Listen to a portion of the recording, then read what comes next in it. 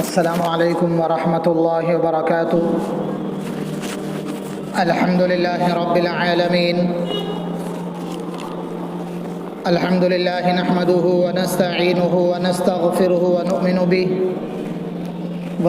به ونتوکل علیہ ونعوذ باللہ من شرور انفسنا ومن سیئات اعمالنا، من يهده الله فلا مضل له ومن يضلله فلا هادي له، ونشهد أن لا إله إلا الله وحده لا شريك له، ونشهد أن سيدنا ومولانا محمدا عبده ورسوله، أما بعد فأعوذ بالله من الشيطان الرجيم، بسم الله الرحمن الرحيم۔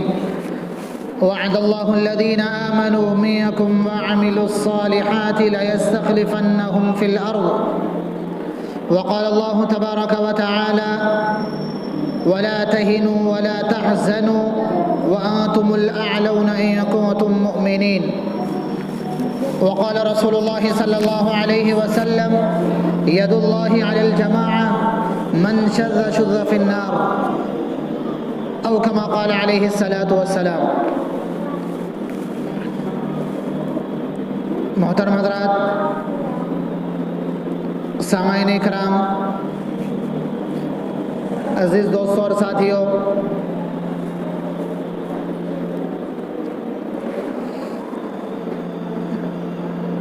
موجودہ جو ملکی حالات ہیں یہ ملک کے لیے، ملک کے امن و امان کے لیے، ملک کی سلامتی و ترقی کے لیے اور بطور خاص مسلمانوں کے لیے انتہائی خراب ہیں،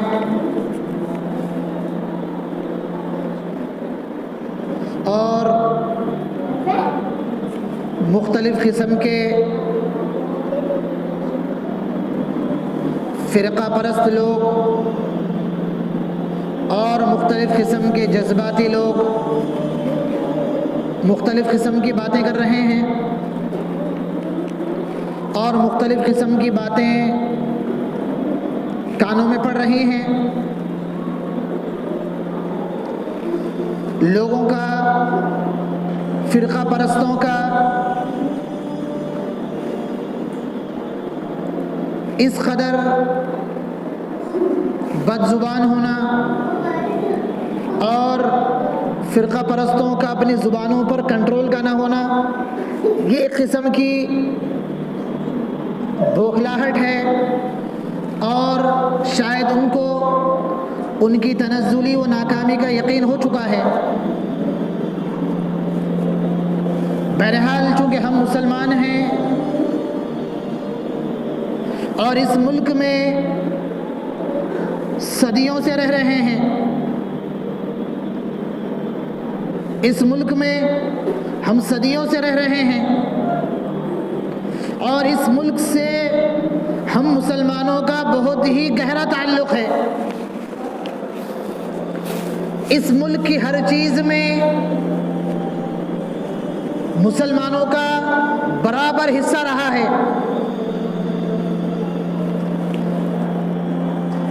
اس ملک سے جسمانی، اس ملک سے ایک تعلق تو ہمارا روحانی ہے، ایک تعلق ہمارا جسمانی ہے۔ توجہ فرمائیں، ایک تعلق ہمارا روحانی ہے کہ اللہ تبارک و تعالیٰ نے سب سے پہلے پیغمبر حضرت آدم علیہ السلام کو جب دنیا میں بھیجا، حضرت آدم علیہ السلام کا ورود و نزول اسی سرزمین پر ہوا تھا۔ حضرت آدم علیہ السلام سرزمین ہند ہی پر جنت سے نازل کیے گئے۔ اس ملک کو یہ بھی خصوصیت حاصل ہے کہ آسمانی سب سے پہلی وحی اسی ملک میں نازل ہوئی، چونکہ آدم علیہ السلام نبی تھے اور نبیوں کے پاس وحی آیا کرتی تھی، فرشتوں کا نزول ہوا کرتا تھا، لہذا پہلی وحی بھی اسی سرزمین پر نازل ہوئی اور اسلام کی شروعات بھی اسی سرزمین سے ہوئی۔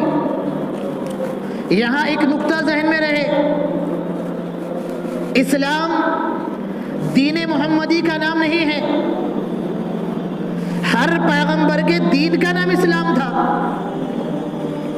اسلام کی شروعات ہوئی حضرت آدم علیہ السلام سے، لیکن اسلام کی تکمیل ہوئی امام الانبیاء صلی اللہ علیہ وسلم پر۔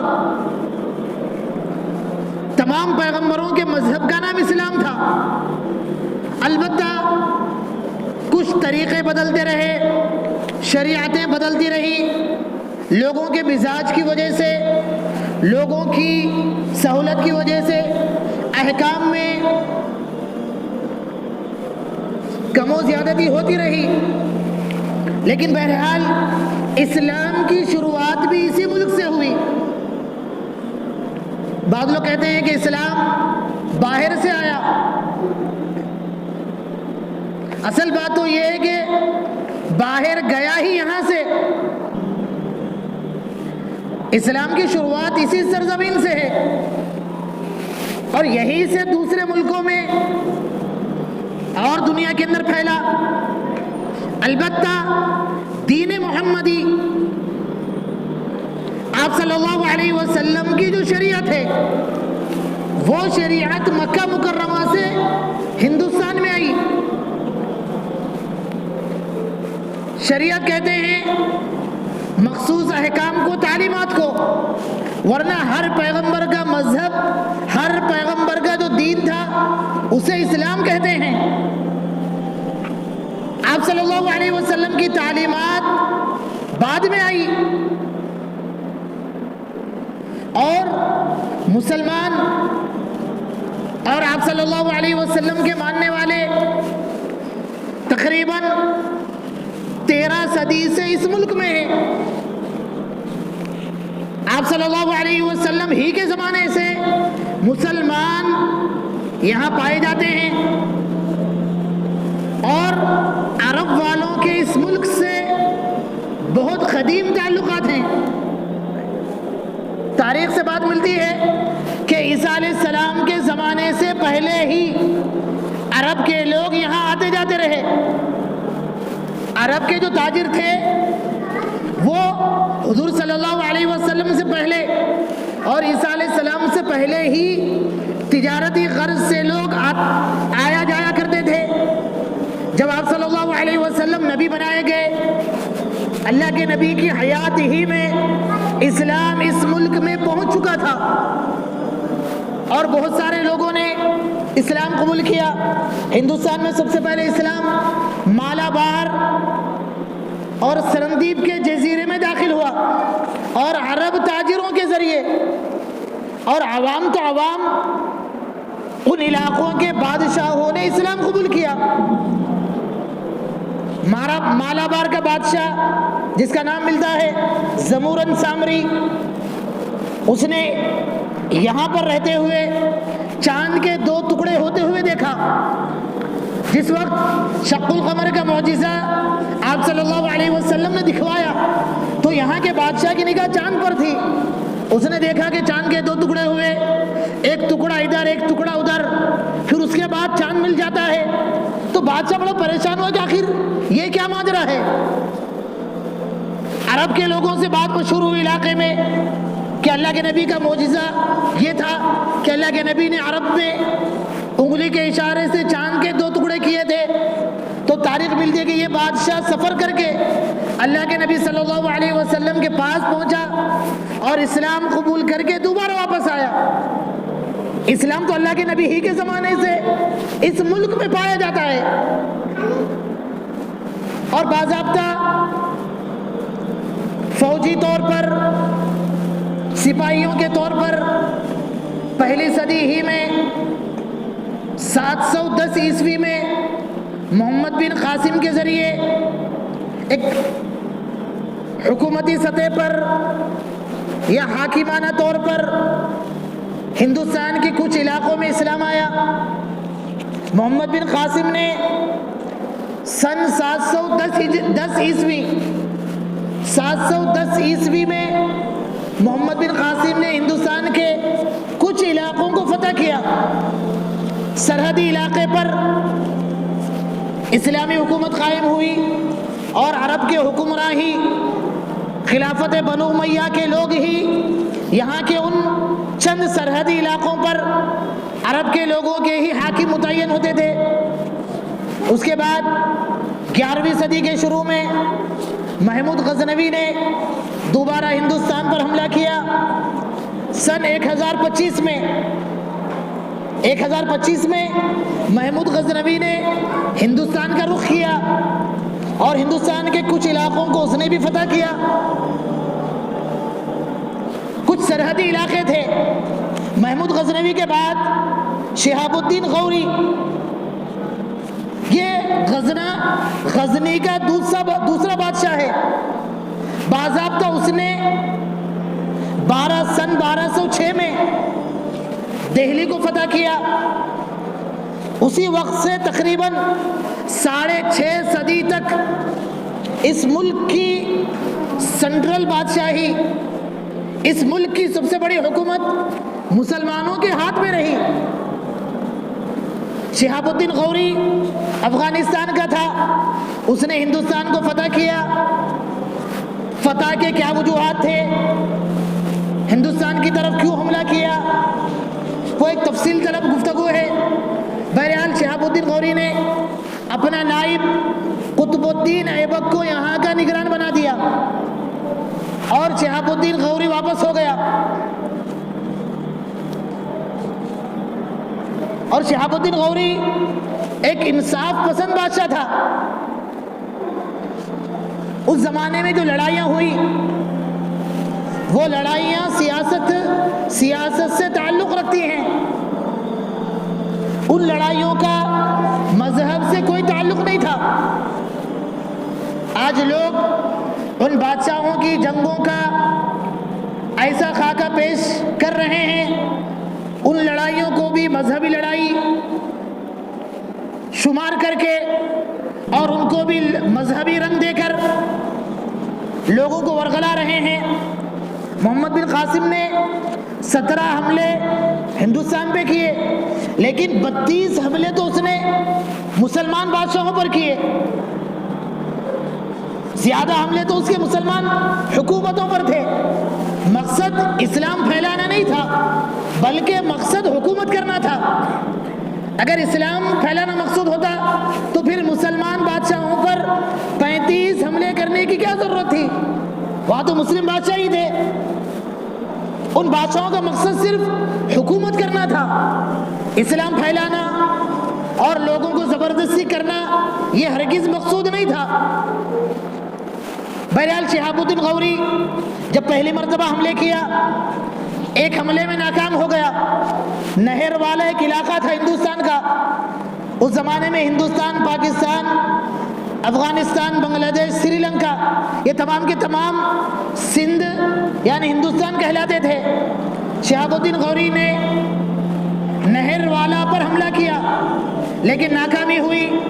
شہاب الدین غوری ہار گیا اور ہارنے کے بعد بڑے غصے میں واپس غزنہ پہنچا اور پھر واپس اپنے علاقے میں غزنہ میں رہ کر پھر تیاری کرنے لگا، فوج کی تربیت دینے لگا۔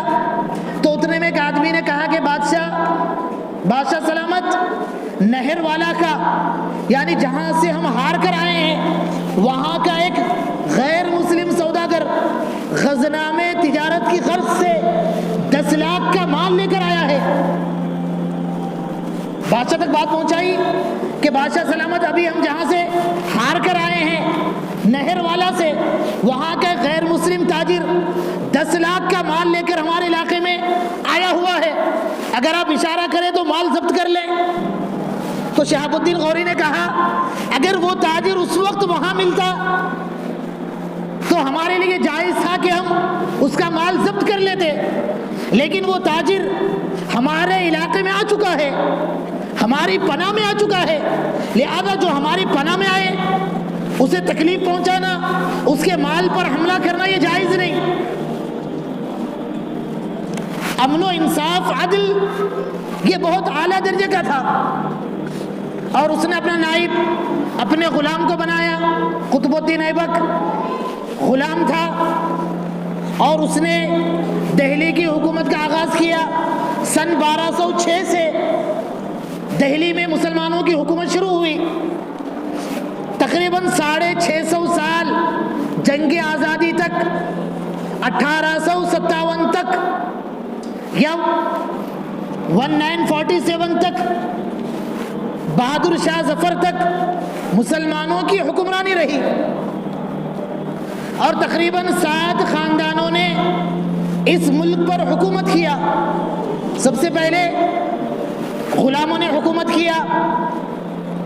شہاب الدین غوری نے اپنے غلام کو یہاں کا بادشاہ بنایا تھا، قطب الدین ایبک۔ قطب مینار آج جو دہلی میں ہے اسی کی یادگار ہے۔ قطب الدین ایبک نے اپنے غلام کو، اس کے بیٹے کے بعد اس کا ایک دوسرا غلام شمس الدین التمش ہندوستان کا بادشاہ ہوا۔ شمس الدین التمش یہ بھی نسلاً غلام تھا، لیکن انتہائی دیندار تھا اور انتہائی عادل تھا۔ تاریخ میں بات ملتی ہے کہ اس بادشاہ نے اپنے گھر پر ایک گھنٹی لگا دی تھی، اور مقصد یہ تھا کہ جو کوئی مظلوم ہے، کسی کو کوئی پریشانی ہے، درباریوں کی خوشامد کی ضرورت نہیں، بلکہ آ کر گھنٹی ہلا دے تو بادشاہ باہر نکلے گا، براہ راست لوگ بادشاہ تک پہنچ سکیں۔ اس لیے شمس الدین التمش نے اپنے گھر کے باہر ایک گھنٹی لگوائی تھی تاکہ درباریوں تک پہنچنے کی اور خوشامد کرنے کی، لوگوں کی آؤ بھگت کرنے کی کسی کو ضرورت نہ پڑے، کہیں انصاف میں اور مظلوموں کی داد رسی میں دیر نہ ہو جائے۔ گھنٹی لگائی گئی، اور شمس الدین التمش انتہائی پارسا بادشاہ تھا، اور وہ مرید تھا حضرت خواجہ قطب الدین بختیار کاکی کا۔ اور جب خواجہ قطب الدین بختیار کاکی کا انتقال ہوا تو انہوں نے وصیت کی تھی کہ میری نماز جنازہ وہ آدمی پڑھائے جس کی زندگی میں ایک مرتبہ بھی تکبیر اولیٰ فوت نہ ہوئی ہو۔ 4 شرائط تھے۔ پہلی شرط یہ تھی کہ زندگی میں تکبیر اولیٰ فوت نہ ہوئی ہو، پہلی تکبیر کے ساتھ امام کے ساتھ شامل ہوا ہو۔ دوسری شرط یہ تھی کہ عصر سے پہلے کی سنت غیر موقدہ وہ بھی کبھی زندگی میں نہ چھوٹی ہو۔ تیسری شرط یہ تھی کہ زندگی میں کبھی بالغ ہونے کے بعد سے کبھی تہجد کا ناغہ نہ ہوا ہو۔ چوتھی شرط یہ تھی کہ کبھی اس نے کسی نامحرم کو غلط نیت سے نہ دیکھا ہو۔ لاکھوں کا مجمع تھا، وقت کے بڑے ولی کا جنازہ، ہر عام و خاص جمع ہے، لیکن آگے بڑھنے کی کسی کی ہمت نہیں۔ 4 شرائط کسی میں نہیں پائے جاتے تھے۔ آخر میں بڑی دیر کے بعد، بڑے انتظار کے بعد ایک آدمی چادر اوڑھ کر آگے بڑھتا ہے اور اعلان کرتا ہے کہ اے لوگوں، یہ 4 کے 4 شرائط میرے اندر ہیں۔ بالغ ہونے کے بعد سے کبھی تکبیر اولیٰ فوت نہیں ہوئی، کبھی تہجد نہیں چھوٹی، اور کبھی عصر کی سنت نہیں چھوٹی، اور کبھی میں نے نامحرم کو نہیں دیکھا۔ نماز ادا کی گئی۔ اب لوگوں میں بڑی فکر ہوئی کہ آخر اس زمانے میں ایسا پارسا کون ہے، اس زمانے میں ایسا اللہ کا ولی کون ہے۔ لوگ دیکھ کے دنگ رہ گئے، ارے یہ تو وہی ہے جو وقت کا بادشاہ شمس الدین التمش ہے۔ بادشاہوں کے اندر یہ پرہیزگاری ہوا کرتی تھی۔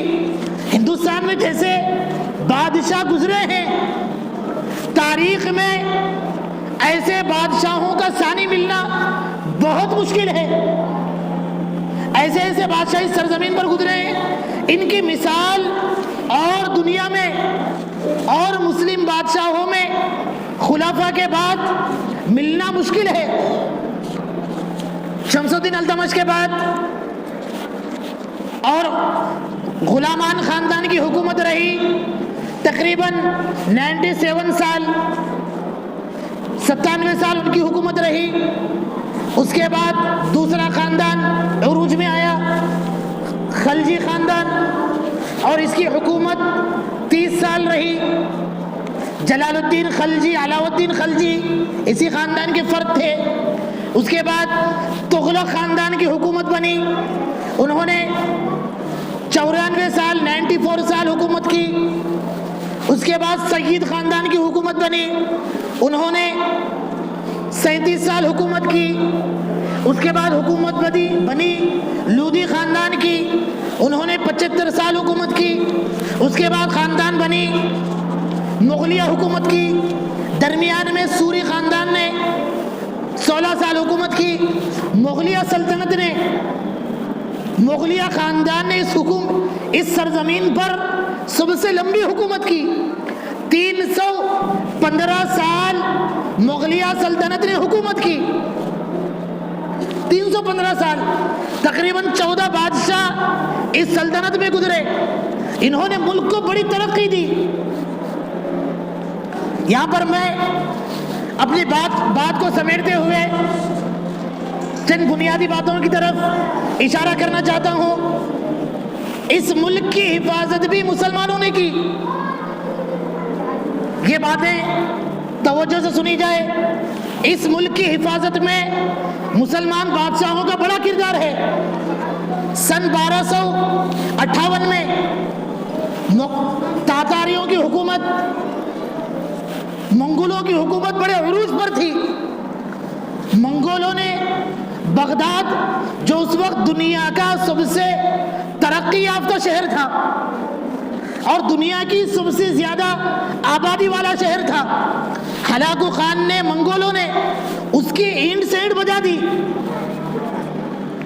2 لاکھ سے لے کر 10 لاکھ تک لوگوں کا قتل عام کیا گیا، محلات کو آگ لگا دی گئی، کھنڈرات میں بدل دیا گیا، اور وہاں کی ندیوں میں وہاں کے پانی کا رنگ بھی بدل چکا تھا، سیاہ اور لال ہو چکا تھا۔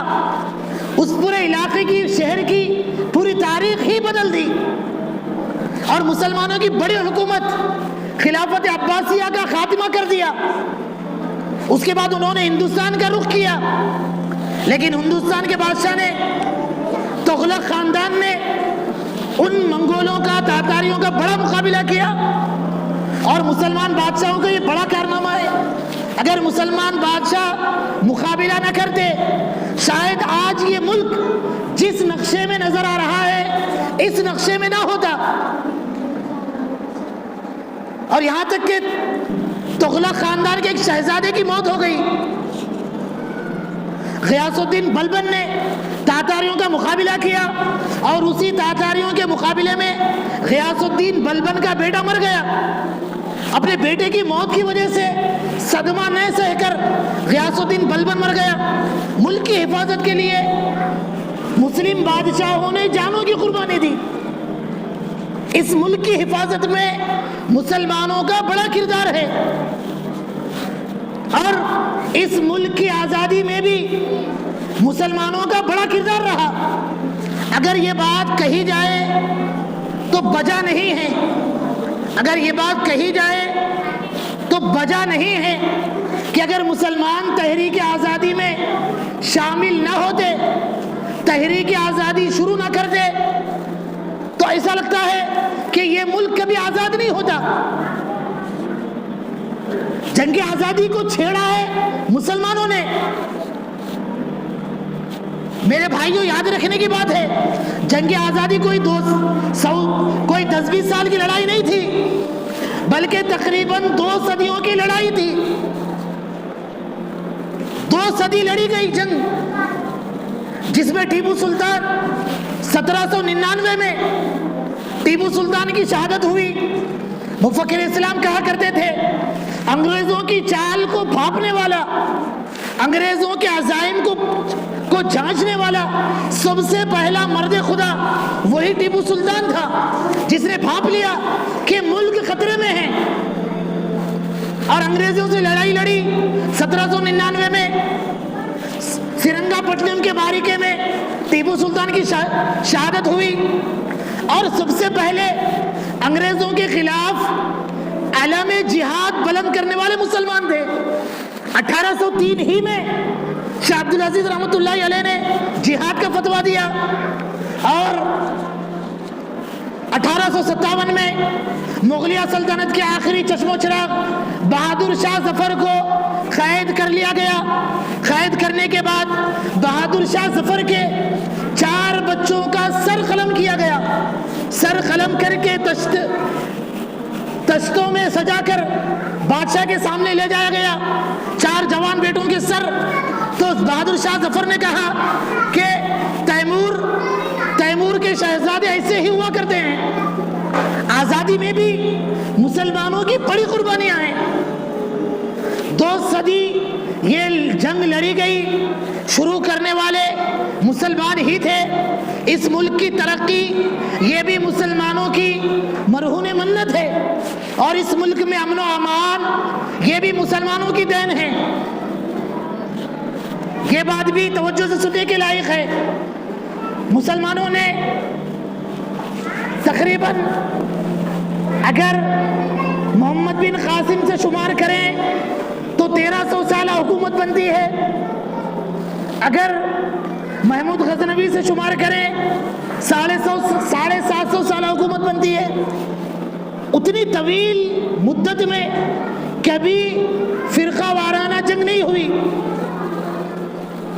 خاندانی لڑائی ہوئی، سیاسی لڑائیاں ہوئی، لیکن مذہب کی بنیاد پر تاریخ بتاتی ہے کہ کبھی لڑائی نہیں ہوئی. اور مسلم بادشاہوں کے پاس بڑے بڑے عہدے میں غیر مسلم بھی تھے. محمود غزنوی کے پاس 10,000 سپاہی غیر مسلم تھے، فوج کے بڑے بڑے کمانڈر غیر مسلم تھے. یعنی وہ تمام کے تمام لوگ سیاسی اعتبار سے متحد تھے. لیکن انگریزوں کی آمد کی بعد سے تاریخ لکھنے والے بتاتے ہیں 1 صدی میں تقریباً 50,000 فرقہ وارانہ جنگیں ہوئی. مذہب کے نام پر لوگوں کو لڑایا گیا، اور ہر سال 500 فرقہ وارانہ لڑائیاں ہوتی ہیں. اس وقت ملک کا سب سے بڑا مسئلہ فرقہ واریت کا خاتمہ ہے. یہ بات یاد رکھنے کی ہے، جب تک یہ فرقہ واریت پر قابو نہیں پایا جائے گا، فرقہ واریت کا خاتمہ نہیں ہوگا، اس ملک میں امن و امان قائم نہیں ہو سکتا. امن و امان نام ہے مذہبی رواداری کا، ایک دوسرے کے احترام کا. امن و امان ٹیکنالوجی سے، غذا کے بڑھنے سے، ہتھیار کے بنانے سے، اس سے امن و امان حاصل نہیں ہوتا. امن و امان تو ہمدردی سے، مذہبی رواداری سے، ایک دوسرے کے پاس و لحاظ سے، اس سے ملک میں امن و امان کی فضا بنتی ہے. آج مذہب کی بنیاد پر ہی لڑائیاں جاری ہے، لیکن ہندوستان کے مسلمانوں کا یہ بھی ترہ امتیاز رہا کہ یہاں کے لوگ جذباتی زیادہ رہے ہیں. ایک انگریز مورخ نے ہندوستان کا جائزہ لینے کے بعد رپورٹ پیش کی تو اس نے یہ پیش کیا یہاں کے لوگوں میں جذبات زیادہ ہیں. اب ہر زمانے کے لوگوں نے یہاں کے لوگوں کے جذبات سے کھیلا ہے. جذبات بھڑکاؤ، اپنا الو سیدھا کرو. انگریز آئے، انہوں نے بھی جذبات سے کھیلا. آج بھی موجودہ لوگ صرف اور صرف جذبات سے کھیل رہے ہیں. لوگ نادان ہیں، بھولے ہیں لوگوں کے جذبات کا، اور لوگوں کے کھیل کا شکار ہو رہے ہیں. سمجھداری کی، شعور کی ضرورت ہے. اس ملک کی بقا امن و امان، سیکولرزم میں اور بقائے باہم میں، اور تمام مذہب کے لوگوں میں مذہبی رواداری کے ذریعے ہی یہ ملک باقی رہا ہے اور باقی رہے گا. یہی اس کی بنیاد ہے. آئندہ انشاءاللہ تعالی جنگ آزادی میں مسلمانوں کا کیا رول رہا ہے، اس حوالے سے آئندہ جمعہ